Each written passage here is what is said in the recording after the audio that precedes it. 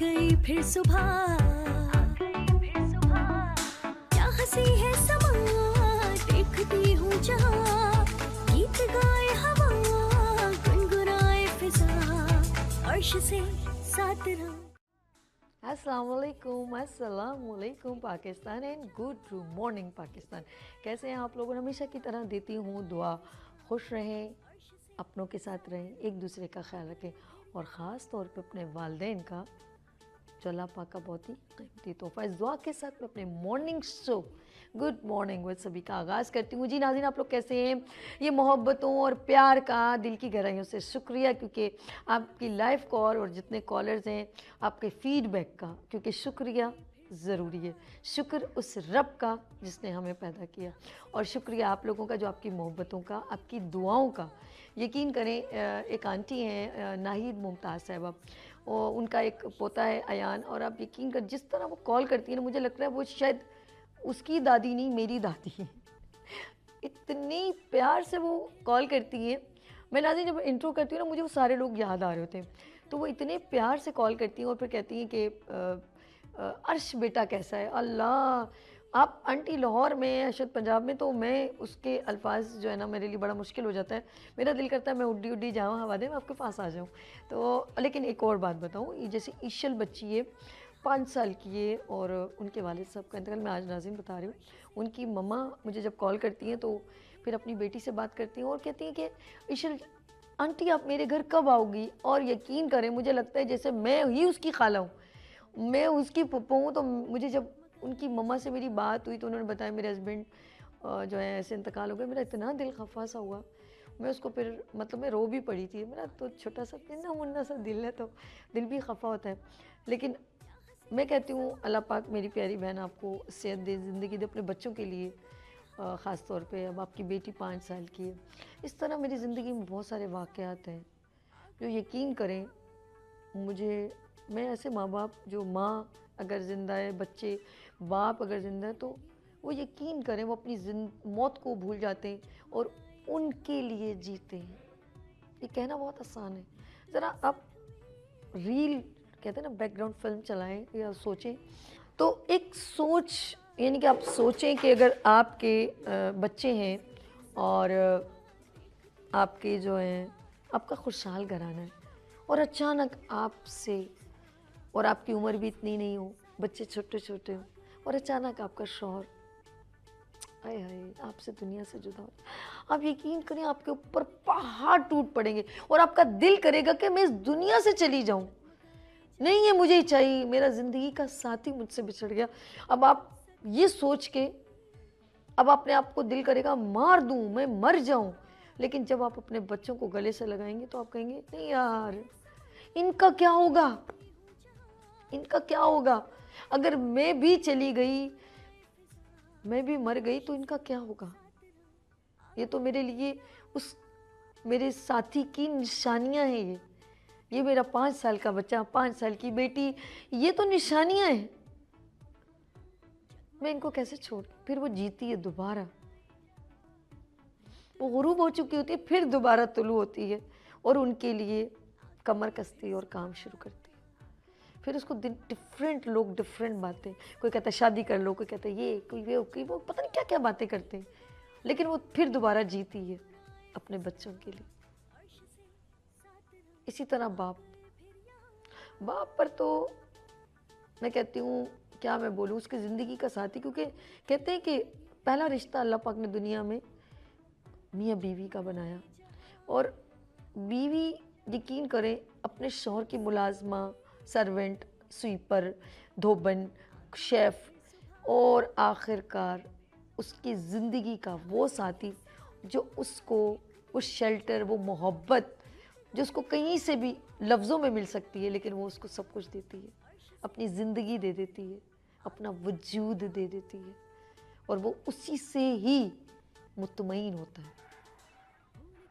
एक औरत और एक मर्द का जो रिश्ता है, मियाँ बीवी का, वो बेपर्दा रिश्ता है उन दोनों के दरमियान, और उस जैसा रिश्ता, पाकीज़ा रिश्ता, किसी भी रिश्ते के साथ बीट नहीं करता, कोई कंपटीशन नहीं।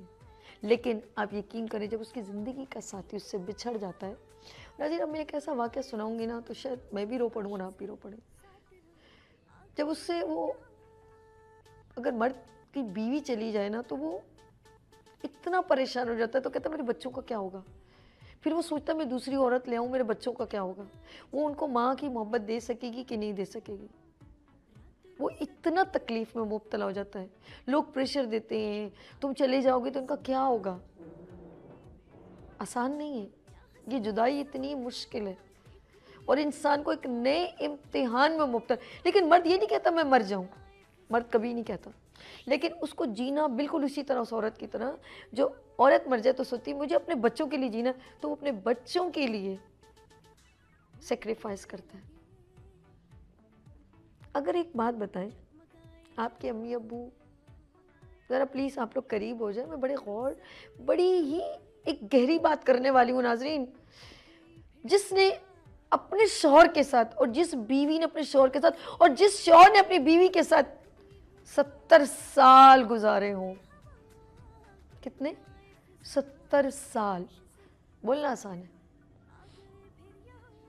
अब ये कैलकुलेट ना कीजिएगा कि वो पहले दिन से उसके साथ है, नहीं, उसकी ज़िंदगी के वो 70 साल ही होते हैं।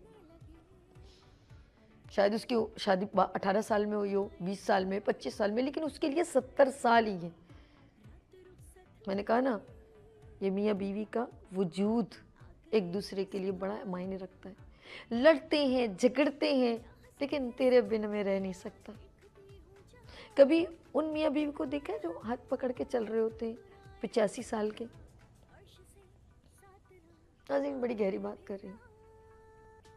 दो मियाँ बीवी, एक प्यारा सा घर, बेटा, बहू, बच्चे, लेकिन उनमें एक दोनों में एक ऐसी चाहत थी कि उसने बीवी को हमेशा पहले उठाया।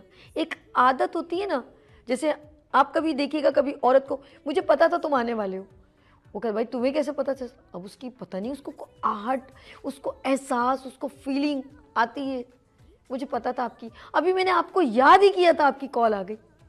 ऐसा होता है कि नहीं होता। अपने ज़रा अपनी उसको कहते हैं अपनी यादों में झांक के देखें। ऐसा कभी कहा है आपने, अरे आपकी पसंद का ही खाना बनाया है। अटैचमेंट, एहसास, फीलिंग, ये रिश्ता 85 साल गुजर गए और डर कि कहीं तू मुझसे ना बिछड़ जा, मैं तुझसे ना बिछड़ जाऊं। ये खौफ, क्योंकि बच्चे तो अपने दुनिया में लग गए, बेटा अपनी दुनिया में लग गया, बहू, बेटियां सब, हम दोनों का क्या होगा। तू मेरा साथी, मैं तेरा साथी।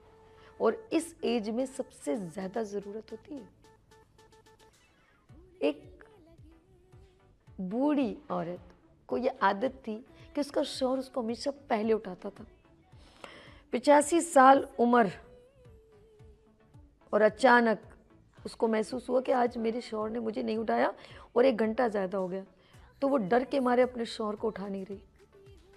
फील कि जिसने इतने साल अपनी बीवी को पहले आवाज़ दी हो, अब वो आदी हो गई है।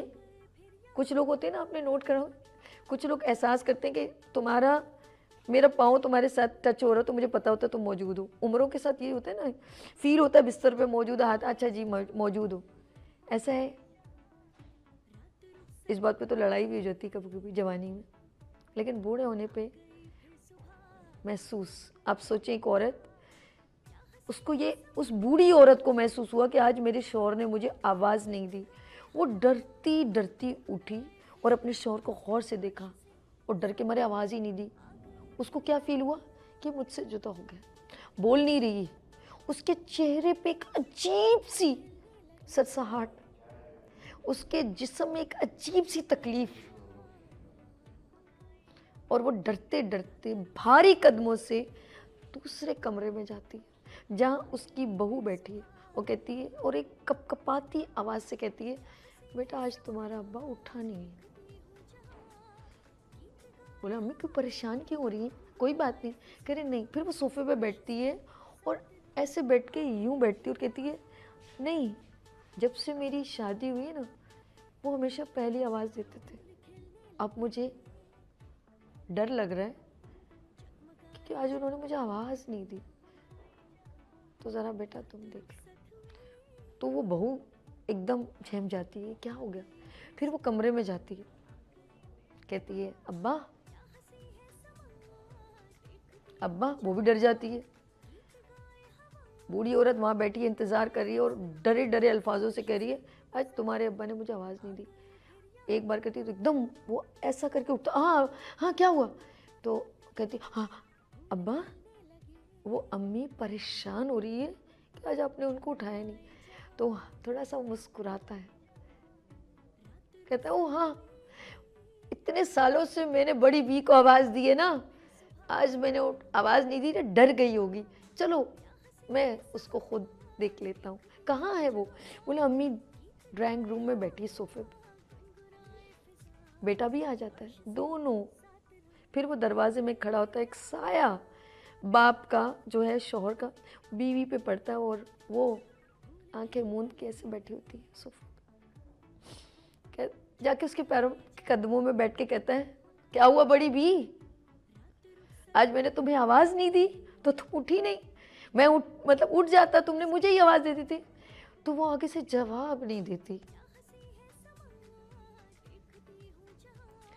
वो कहता है घुटना हिला के कहता है क्या है नखरे कर रही है, उठना, मैं तुझे उठा तो रहा हूँ, बोल क्या हुआ? मजाक कर रही है। तो आवाज़ नहीं आती फिर,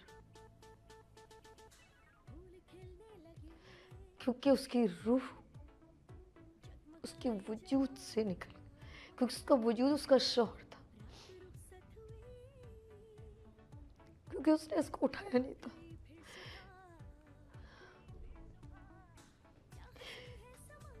उसकी रूह निकल गई थी, वो डर के ही कि आज मेरा शौहर, मेरा मजाजी खुदा, मेरे 70 साल जिसके साथ 85 साल गुजारे, मेरे सर का साईं आज मुझसे जो, इस खौफ से उसकी रूह काम गई और निकल गई।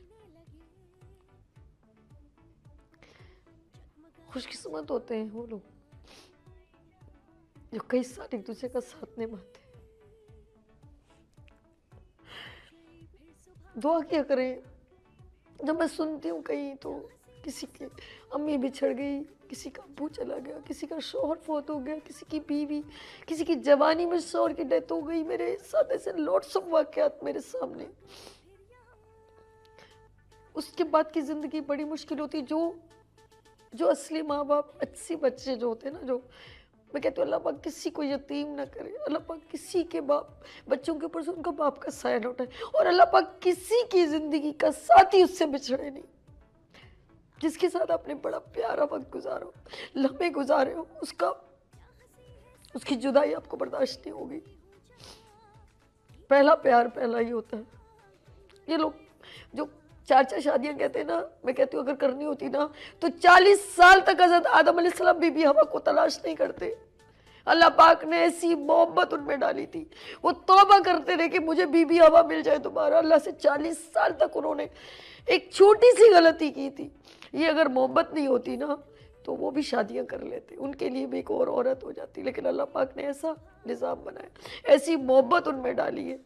वो हमारे माँ बाप थे पहले हैं, बीबी आदम, हज़रत आदम और बीबी हवा, एक से भी बहुत लगाव होता है। अगर वो लगाव नहीं होता तो वो बुढ़िया ऐसे ही नहीं मर जाती, वो चाहत ना होती तो ऐसा दम ना निकलता। अल्लाह पाक आप सबको सलामत रखे। सॉरी नाज़रीन, मेरे पास लिखत तो कुछ नहीं है, लेकिन आपका प्यार और लोगों की चाहतें बहुत हैं, तो मेरी कोई बात बुरी लगी हो तो उसके लिए माजरत। आप लोग खुश रहे, आबाद रहे, सलामत रहे, क्योंकि मेरे अपनी वालदा जो है मेरे वाले साहब को इस तरह पैम्पर करती थी कि जब मेरी वालदा चलते फिरते उनको हार्ट अटैक हुआ, चली गई, तो मेरे अब्बू फिर 1 साल भी बहुत मुश्किल से जिए, बहुत मुश्किल। वो हर वक्त एक आवाज़ लगाते थे, मीरा तू पहुँच जाती थी। कई कई घंटे कब्रिस्तान में बैठते थे, हम कहते थे अब्बू नहीं जाया करे, अकेले बैठे रहते थे, सुबह ही सुबह निकल जाते और उनके पास बैठते। ये एक, मैं कोई लफाजियत नहीं कर रही हूँ, मैं पॉइंटिंग नहीं कर रही हूँ, रियल कभी मुझे कहते थे बेटा इनके बराबर में मेरी कब्र बना देना। मैंने कहा बुआ ऐसे दिल को दुखने वाली बातें क्यों करते हैं। मैंने एक बैठने की बनाई, उस पर बैठे रहते थे। तो फिर रहमत उनकी आईसाइट थोड़ी वीक हो गई थी, तो हम डरते थे कि अबू ऐसे ना जाया करें आप ना। लेकिन आखिरकार वो कहते थे मुझे इसके पास आना है, मुझे मीरा के पास जाना है। मैं ये चीज़ मैं कहती हूँ बहुत मुश्किल है। जिन्होंने कई कई साल अपनी मियाँ बीवी गुजार, लड़ते हैं कुछ भी, लेकिन उनके साथ ही वही है। उनका कोई भी, कुछ लोगों का अल्टरनेटिव नहीं होता। इसी तरह आपके माँ बाप, उनको कभी जुदा ना करें।